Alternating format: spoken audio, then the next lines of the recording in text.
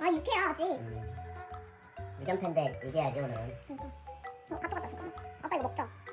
응? 아이스크림 먹자. 응. 나 카톡 왔는데 대야 선배가 이게 산부인과집 딸내미면은 이게 다 내가 의사가 이제 나한테 물어본다니까? 그 선배가 이제 둘째까지 있거든? 너무 맛있어. 절대 얘기하면 안 돼?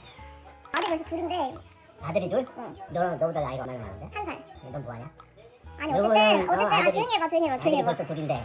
그 선배가 4월 2일 날 마지막 생리를 했고 나한테 물어보는 게 어제 관계를 했는데 피임약을 먹어야 되는지 말아야 되는지 나도 잘 모르는데 나한테 왜 물어본지 모르겠어. 규칙적으로 한대? 생리? 그런 거 같아. 생리 주기가 얼마 되나 물어봐봐 카톡으로.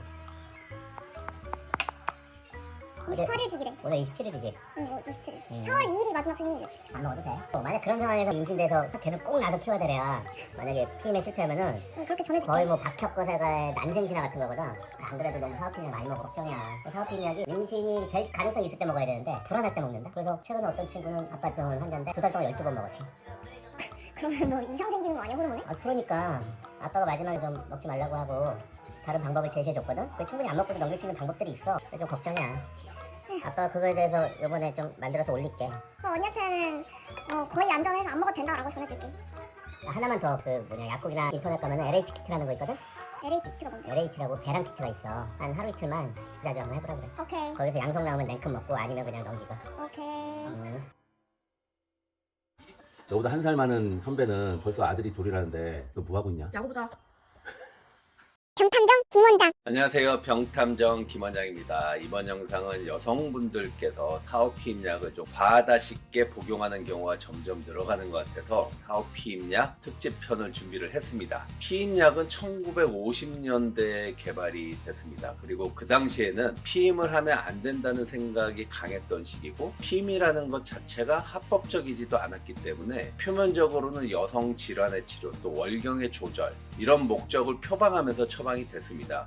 즉 치료와 조절이라는 표현으로 피임을 숨기는 완곡한 어법을 사용한 것이죠. 다시 말해서 월경 정상화라는 표면적인 것을 내세워서 피임약을 복용할 수 있게 했던 것입니다. 그런데 임신을 막는다는 목적을 위해 정상적인 여성 호르몬의 시스템의 교란을 일으키는 것은 그다지 바람직스러운 방법은 아니겠죠. 임신을 하는 능력은 건강의 지표이지 약물로 치료해야 될 질병이 아니기 때문입니다. 거기에다 몇 년 전부터 응급피임, 사업피임이라고 하는 무시무시한 호르몬 용량으로 무장된 피임약이 출시되었고 많은 여성분들이 이 약을 복용하고 있는 그런 실정입니다. 많은 여성분들이 응급피임약을 복용해야 될지 말아야 될지 고민이 많으실 거예요. 먹자고 생각하니까 왠지 억울하고 해로울 것 같고 안 먹자니 왠지 불안하고. 그런데 이 응급피임약은 임신 가능성이 있을 때 먹는 약이지 불안을 없애주는 항불안제가 아닙니다. 저도 말은 이렇게 하지만 그것도 어려운 것이 사업피임약 복용을 결정할 때 임신 가능성이 0%냐 100%냐 이런 이분법적으로 판단할 수 있는 경우가 거의 없습니다. 한 가지 상황 정도로 요약할 수가 있는데 첫 번째는 꼭 먹어야 되는 상황.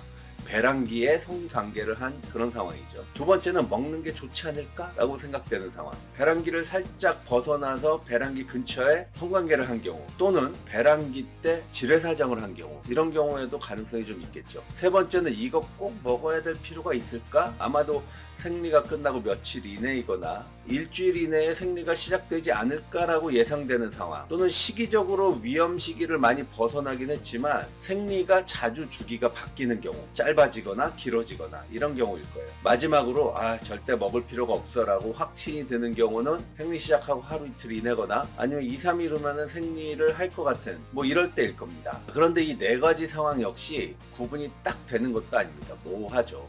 첫 번째와 네 번째 상황은 그래도 판단하기가 어렵지 않을 텐데 실제로는 두 번째나 세 번째 상황이 더 많고 이런 상황에서 거의 대부분의 여성분들은 사업피임약을 복용하는 방향성으로 선택을 하게 될 겁니다. 그런데 그 내용을 잘 아시는 의사 선생님들 역시 먹는 쪽으로 선택하는 경우가 많아질 수밖에 없어요. 왜냐하면 책임 때문이죠. 먹지 말라고 당당하게 얘기했는데 혹시라도 임신되면 어떻게 될까 하는 걱정 때문입니다. 만약에 어떤 AI가 있어서 당신은 임신 확률 5%로 매우 낮습니다라고 코치를 해주면 여러분들은 어떤 선택을 하시겠습니까? 확률이 극히 떨어지니까 안 먹어도 되겠군 하고 담담하게 안 드실 건가요? 아니면 5%나 돼? 라고 판단해서 드실 겁니까? 참 어려운 문제입니다. 피임이 필요한 여성의 성향도 고려돼야 되기 때문에 그렇습니다. 그래서 임신에 대한 불안감과 책임에 대한 부담감이 한데 모여져서 사후피임약을 필요 이상으로 과하게 처방하게 되고 복용하게 되는 경향을 가지게 된 것이죠. 그리고 명심하십시오. 사후피임약에 대한 복용 여부의 결정은 아무도 대신 판단해 줄 수가 없는 문제입니다. 판단해 주기도 어렵고 대신 책임져 줄 수도 없는 문제이기 때문에 그렇죠. 그래서 언제 임신이 잘 되고 안 되는지 판단하는 힘을 키우셔야 됩니다. 그런 판단에 도움이 되기 위해서 향후 몇 편에 걸쳐서 사후피임약에 대해서 다뤄보도록 하겠습니다. 다음 시간에는 가장 원시적이지만 잘만 이용하면 굉장히 유용한 방법, 날짜 주기법으로 임신을 피하는 법에 대해서 살펴보도록 하겠습니다. 이상 병탐정 김원장이었습니다.